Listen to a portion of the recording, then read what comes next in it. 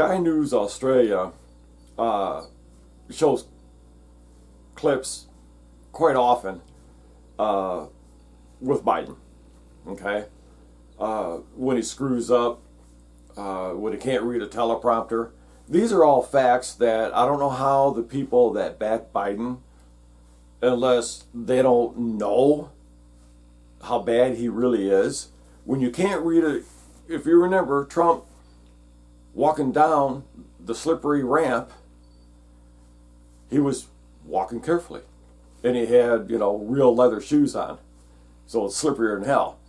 And all the news went nuts. Biden can't even read a teleprompter, and everybody's fine with that. It's mind-boggling. Anyway, this is Sky News Australia talking about a few different things.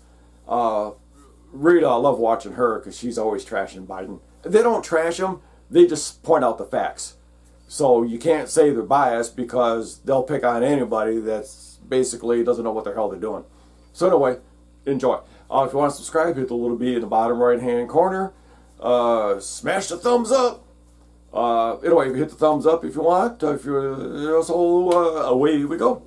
No, see that's no. Okay. Anyway, we're good. I make no secret about the fact that I think that more likely than not, Joe Biden is not going to wind up being the guy the Democrats ultimately put on the ticket next November. I mean, seriously, not only is he ending his speeches with "God save the Queen, man," but, well, he's also making creepy jokes about Hollywood actress Ava Longoria. We've known each other a long time. She was 17, I was 40. What? Whoa, okay, hey man, ever hear of Me Too? And he is getting testier and testier at the press. At least some parts of it zero in on his family's corrupt dealings with Ukraine. The Ukraine FBI informant file refer you as the why is that term continuously applied? Thank you very much. Thanks, guys. Boy, that's such a dumb question. Dumb question? Well, maybe, maybe not. And also, he's just been rambling on about how he's been keeping classified documents around his house for almost 50 years.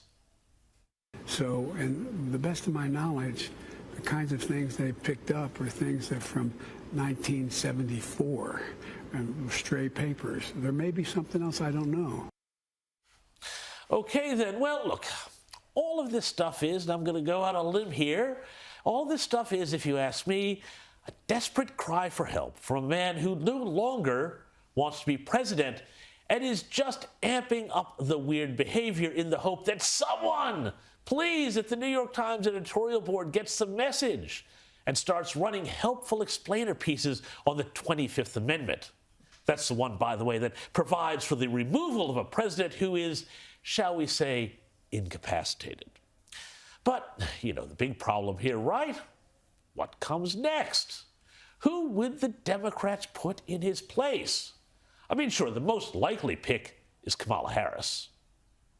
Happy Juneteenth. Please have a seat. Please have a seat.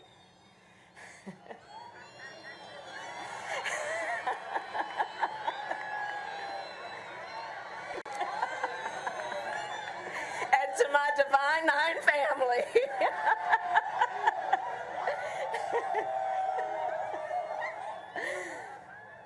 Good evening, everyone.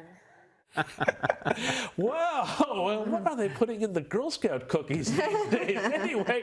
But there are other possible contenders, one of them being California Governor Gavin Newsom, another likely candidate.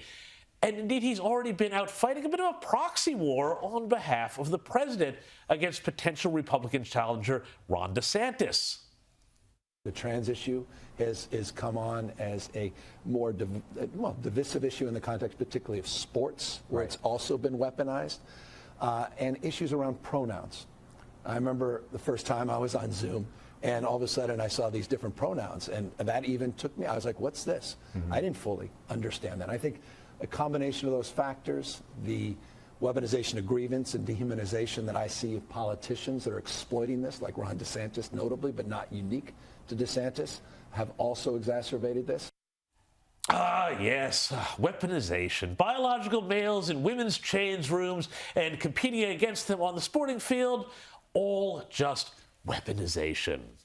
Glad you're woke about your pronouns, though. And here's what Governor Gavin Newsom had to say about the fact that massive retailers, including now a giant Westfield mall, are all shutting up shop in San Francisco.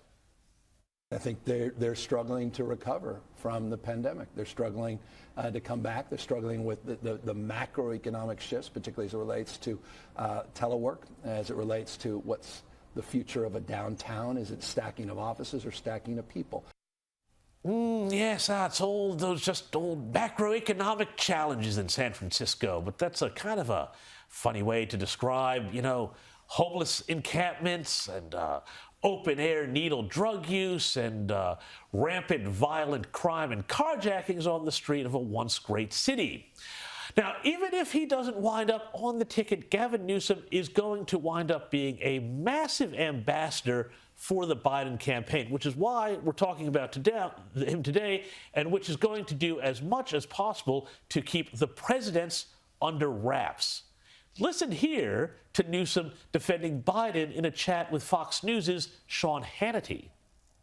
I want you to tell me that you think he is cognitively strong enough to lead this country against China, Russia, Iran, North Korea, and a new axis of evil, and that he's the guy. He cannot articulate the economy the way you just did.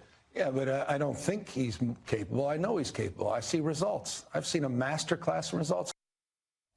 Masterclass in results from Joe Biden. This is what Gavin Newsom is saying. Well, to that I say, God help us all.